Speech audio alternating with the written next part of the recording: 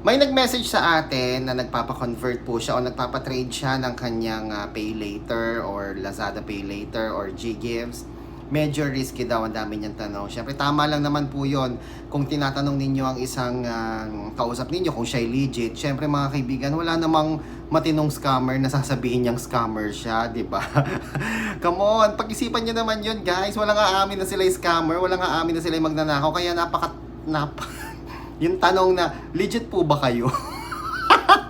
Legit po ba kayo? Siyempre, kahit siguro yung magnanakaw po ba kayo? Hindi na maamin ka, oo, magnanakaw ako, tanga. So mga kaibigan, medyo risky talaga. Ang tip ko lang sa inyo, pag magpapatrade po kayo, kahit kanino po, no, ang importante, kilala ninyo kung sino siya. Okay? At pag kilala nyo na kung sino siya, makipag-video call kayo para ma-legit check nyo kung yung kausap ninyo at kakilala ninyo at katransact ninyo ay iisa.